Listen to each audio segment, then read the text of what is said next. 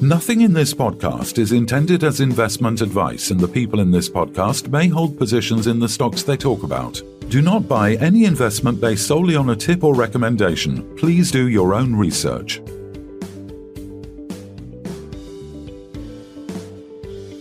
Hello and welcome to the Midweek Takeaway. Today we're joined by Colin Bird, Executive Chairman of Xtract Resources. Welcome back to the podcast, Colin. How's things? Great, thank you very much indeed. Caught myself a bit of a cold over the last few days, so if I sound a bit throaty, I am. Travelling for you, no doubt.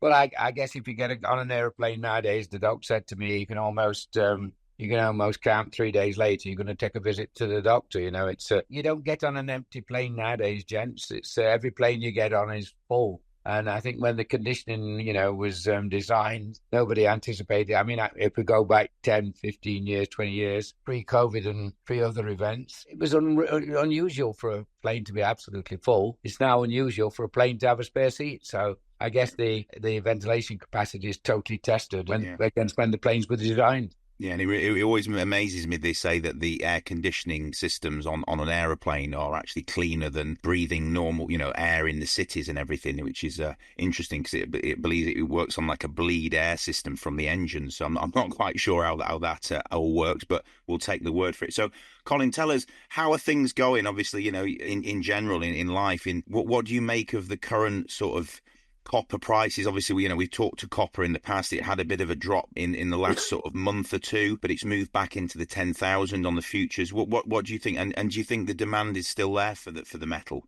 Well, Phil, you know what my thoughts are. They've been consistent for the last 6 or 7 years. And I think heads are buried in the sand. Like I say, I think I've said it on your show quite a few times, that when I really decided that copper was the thing to be in and set myself and companies to get into whatever good quality copper positions we could, particularly in Southern Africa, it was all based on future demand, like, infrastructure, which was basically in need of rehabilitation, of growing economies. And of course, the electric car figured in my argument, but not as much, and certainly doesn't now. And then, of course, there's these dreadful wars, which, the ammunition and conventional wars that require a lot of copper too. So that's a very, very sad use of copper, which I don't want to prolong the debate there.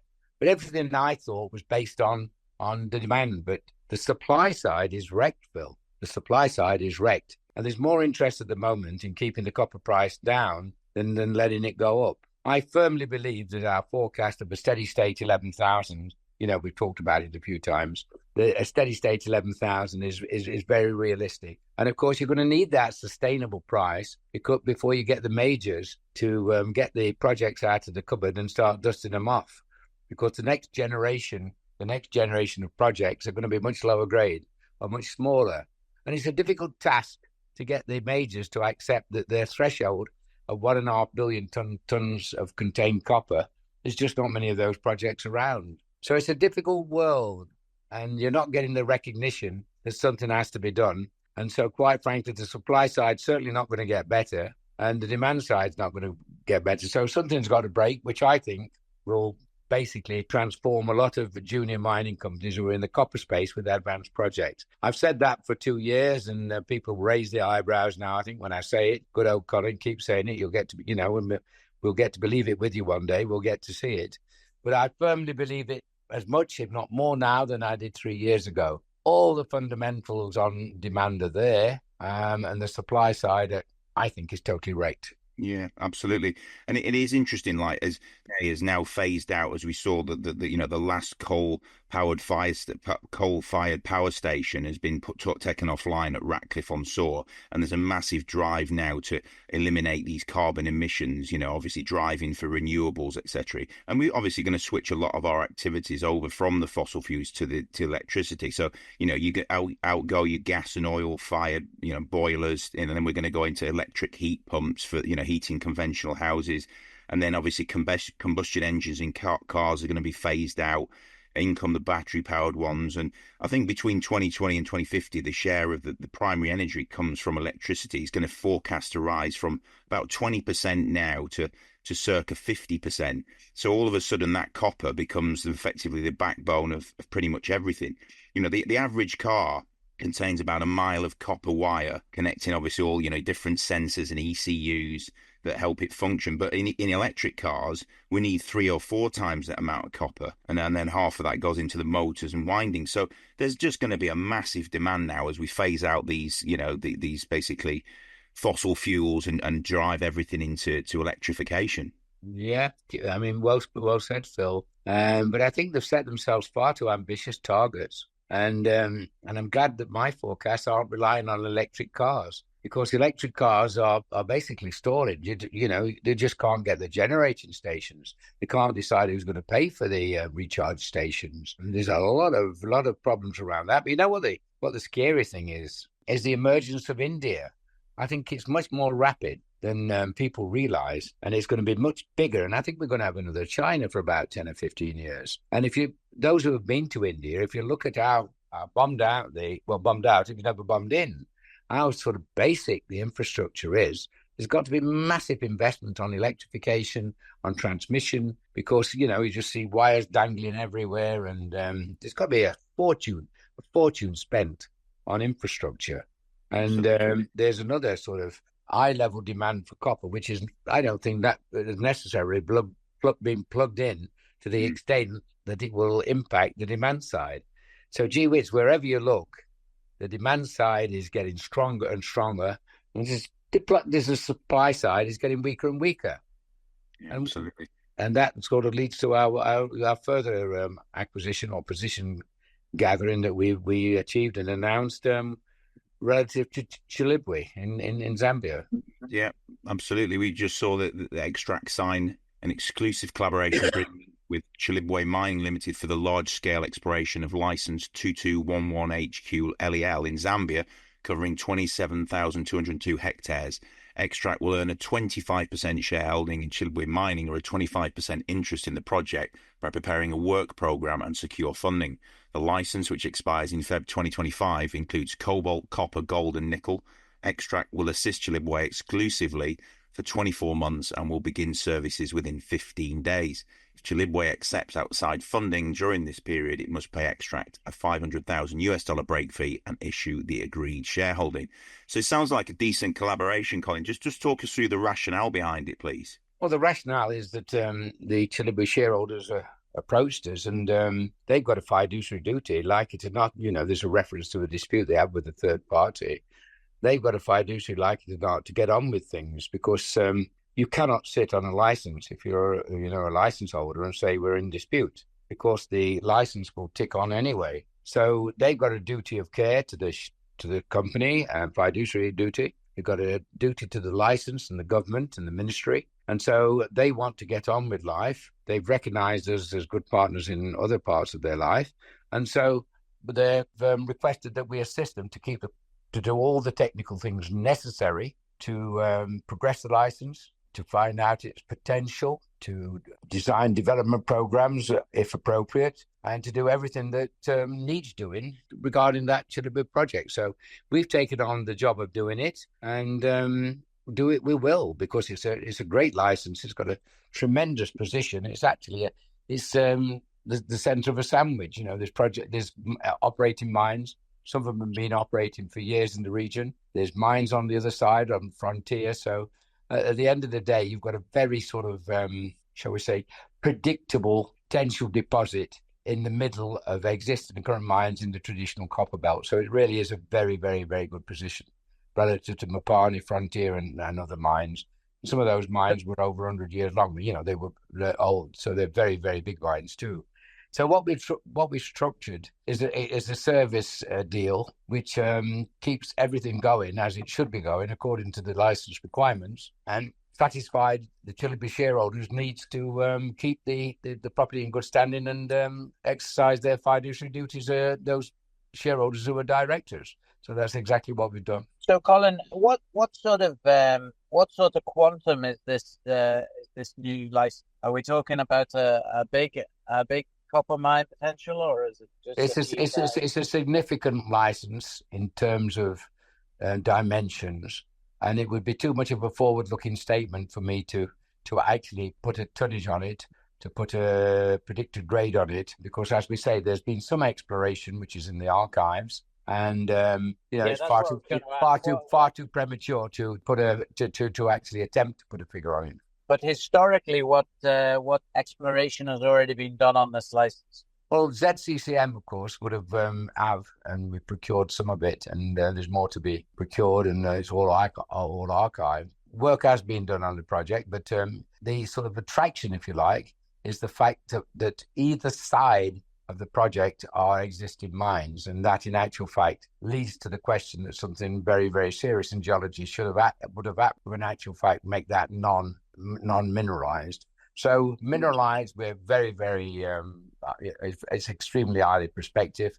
But I think to start to quantum it, both in terms of size of project and grade, would be too futuristic and quite frankly not fair to the shareholders to actually make any predictions. So just explain what potential copper assets have you now got in Zambia, in Xtract? Well, we've got those group of projects in the northwest, which you know about, close to the Congolese border. We've got the Silver King license, which has got those big breccia pipes.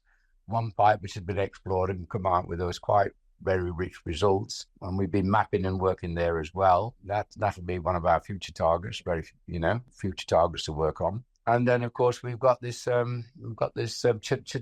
So essentially, we're pretty focused on Zambia, but we're well positioned in the northwest, and we're well positioned now on traditional copper belt. And we're in the IOCG areas with our Silver King. Yeah. Well, we visited the Silver King project, didn't we? And it looks very, very prospective. And I think Glencore were there previously in a past life before they pulled out of Zambia. So there's definitely some interesting stuff going on there.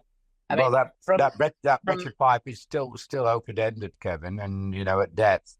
I mean, these things they can open up, they can be like a carrot and close down, but both in whichever direction you look, it's open-ended. And then there's another pipe about 800 meters away, and we've been doing work on the area between, because what are you looking at, Kevin? Are you looking at individual pipes which would require one mining method?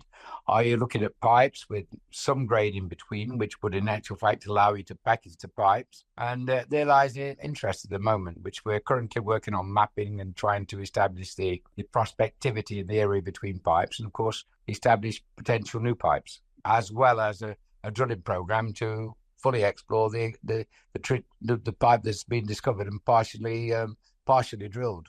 Yeah, and you've also got Kikuyu as well that we we looked at as well. Well, that all joins up now, and of course on the other boundary is the mine which has just been sold.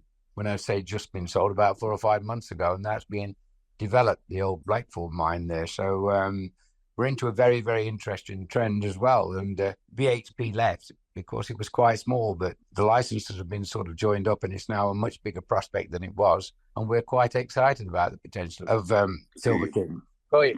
So, Colin, tell us what the stated play is with the money coming from the Mosaic Sale of the gold project. Still receiving that money on a regular basis? All payments have been paid on schedule, on time, in the right amount. Very good. And you don't anticipate that will change? Well, why should I? I mean, there's a legal agreement in place, and the mine's in production. The gold price is strong. Previous plan involved going underground into the sulfides at some point. So that I'm sure they will do. If at this sort of gold price, it's a no-brainer to go into the sulfide. So yes, we're confident that the other party will complete the deal as agreed and signed up. Good. So from a cash flow point of view, you're going to have the money to progress these assets in Zambia? Oh, yes, indeed. We wouldn't have taken them on otherwise, Kevin. We wouldn't have taken them on. We're balancing the budget to keep in cash and to advance the projects as they need advancing. These are not lightweight projects. I mean, the Northwest there, you're actually into concept land. The Western Foreland, there's been discovery of 3 mines now by the Ivanhoe Group, and every mine there's been a subtle difference in the way the mineralization presents itself.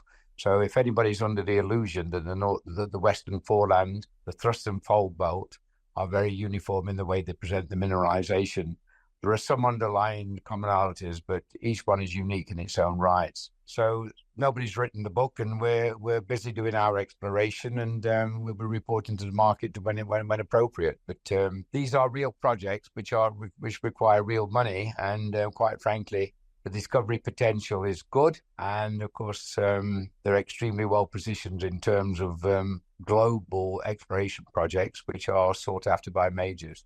Silver King won't be a great cash burner, and is well understood, and the geology is a little bit is a lot less speculative than the Northwest, and of course Chilibwe is a conventional copper belt and well understood. Okay, so I want to just move to Australia now, Colin. Obviously, we saw the news regarding the investigating the pre-concentration methods for the copper gold mineralization at the Racecourse deposit on the Bushranger project. I believe the study tested pre-screening gravity separation and then coarse particle flotation using this NovaCell technology, which showed promising results. 78% of the copper recovered into just 5% of the mass, which upgraded the copper grade from 0.19% to 2.8%. So just talk us through what this upgrading of the copper grade means potentially for the project going forward. Yeah, well, our project was essentially, we got 1.3 million tons of contained copper, and it's completely open-ended whichever way you look, notwithstanding the contribution ASCAP can make us, because the ASCAP section, of course, that too is open-ended. But the project, if you like, suffered from a commonality of grade of about 0.24, 0.25, that order. Very consistent, good long runs. And if one compares it to José Maria in Argentina, not dissimilar grades. And there's a company in the Lachlan Fold nearby, not so very far away, who have raising significant money to keep drilling with similar grades. So in actual fact, I know there's huge disappointment, Kevin, Phil, I know there's huge disappointment on Bushranger, but in actual fact, one shouldn't be, because I think it's going to be in the next generation of copper mines. Talked about the demand, and of course that demand will basically lower specs. So there's dynamics going there which work for the Bushranger project. But to answer your question specifically, Phil, it's not the aspect of the processing industry which is receiving more attention and more money is upgrading for this very reason. That marginal projects have to be brought into production, and then small scale projects which are remote from either plants or power also have to have small upgrading plants to bring them into play.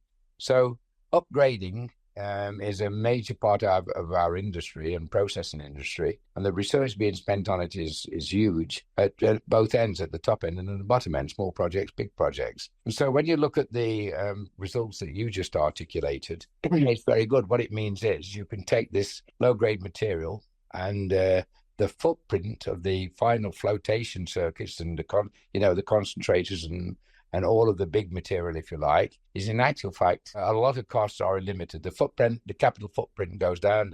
When you get to the operating cost, that impacts upon the power. And so to upgrade and remove the waste prior to getting into the serious processing plant, to put it in layman's terms, is a sensible thing to do. And so what we did, and we didn't spend more than $60,000, $70,000 doing it, was to look at all the alternatives that were available to upgrade. And of course, the one which came out best of all was the NovaCell kinetic test work. And you just said what the results are, and they're extremely encouraging. As the project is now, the forecast, the spreadsheets, the financial spreadsheets are suggesting that we want 10,000 to break even, sustained copper price. But at 11,000, it's got an NPV of around about, I think it's I'm talking off the top of my head, but in 350, 370 million US dollars.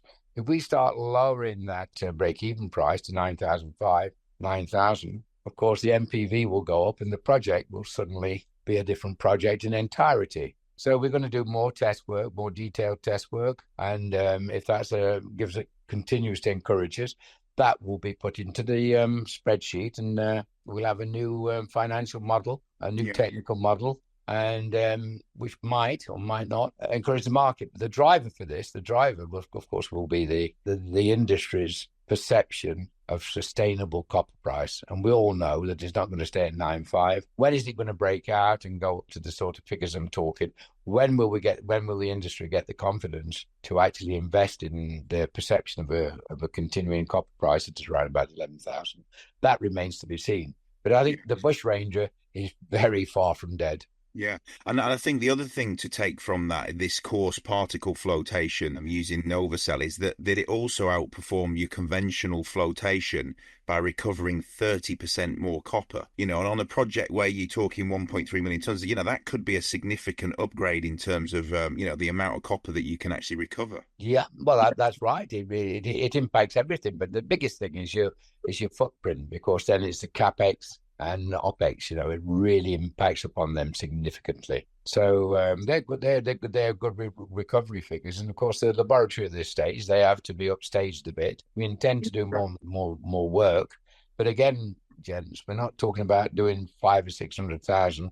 We're again talking whatever we do will be less than $100,000. And if it's more than $100,000, we'll make sure that the market knows. So it's all low cost test work, which might add immense value to the project, and that's the intent. So Bushranger is very much alive. We've got the licenses. The Bushranger is very much alive, and I think we're doing the necessary work.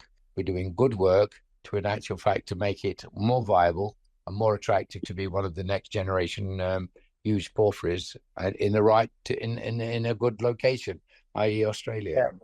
Colin, you always sort of said that your companies and Xtract specifically now is like a call option to the price of copper. I would argue actually now that you are probably more like a geared call option to the price of copper, on the basis that if and when Bushranger actually comes into the equation, it's going to be remarkable the value that could add to the Xtract story. That's correct. That's correct, Kevin. I mean, I think if you look at our market cap and everything, the disappointment that Bushranger bought when it wasn't sold as people expected it to be, I think the immense disappointment downgraded the share price and thus the market capitalization. So it's literally in there for zero at the moment, when other people are looking at it, from afar and seeing that there's 1.3 million tons of contained copper. There's not a lot of projects around the world with that sort of level, completely open-ended, who's at a first pass level of test work, which gave it a reasonable shot in the market, i.e. 10,000 tons break even and at 11,000, 350, 370 million net present value. But a project which could transform, should this test work be successful, and should the majors suddenly decide they have to have whatever available copper in suitable jurisdictions is around. And let's face it, you couldn't be in a better jurisdiction than Australia. You couldn't be in a better position. Yeah, so, I know you can't answer it, but I wonder what it's worth at 12,000, 13,000, 14,000, 15,000 copper. Yeah, that's right. Well, of course, what it's worth. The relationship isn't linear, because you bring, each increment brings in other considerations. So it's not a linear relationship. But I think if the market, if the trade actually is more than the market, when the trade become convinced that anything plus 11 is sustainable, projects like Bushranger will be relooked at, I'm sure, by the industry. But at the moment, there's not confidence. As I say, there's more interest at the moment in keeping the copper price down than letting it go, Kevin. I mean, you see constant announcements from China of what a difficult place they're in. And in contrary, then you see they're all over the planet trying to get copper resources. No, they're dragging every piece of copper out of Zambia they can get. I mean, what did Shakespeare say? We think the lady protesteth too much. Yeah. And then, of course, I go back to India. It's just emerging, and boy, is it going to emerge with growth. So, as I say, there's more interest in keeping this copper down at the moment, why corporations, countries position themselves, than there is in letting it go. Because if it does go, good Lord, where are we going to be? Because, as I say, the supply side is totally threatened. Yeah, and it doesn't matter whether there is an EV car or a normal car. I was looking at the statistics for a lot of the African countries about, how many cars they have per 1,000 people per 1,000 people. And, there are still literally 150 countries with less than 50 cars per 1,000 people. Okay. Yeah.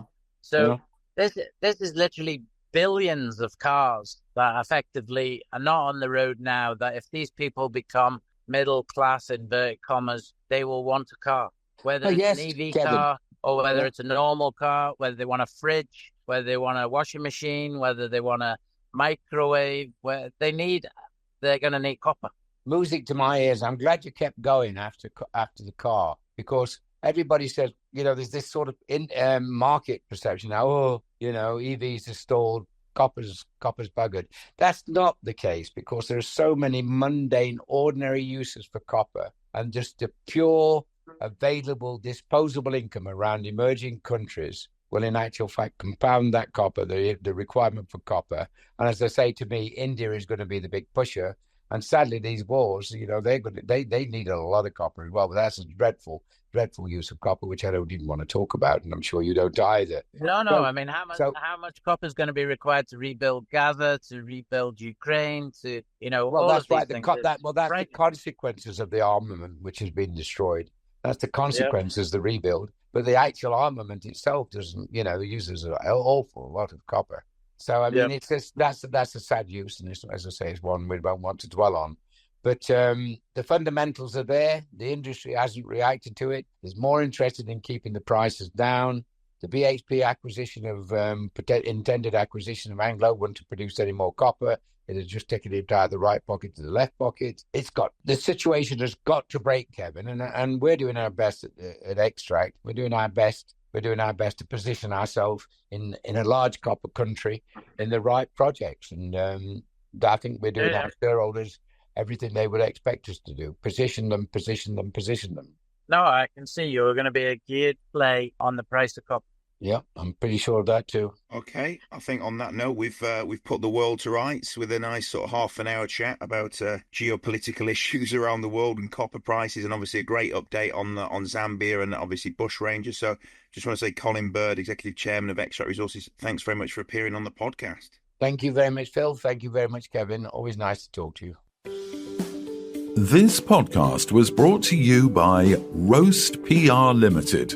If you would like to appear on a future episode of The Sunday Roast, please email admin@thesundayroast.net.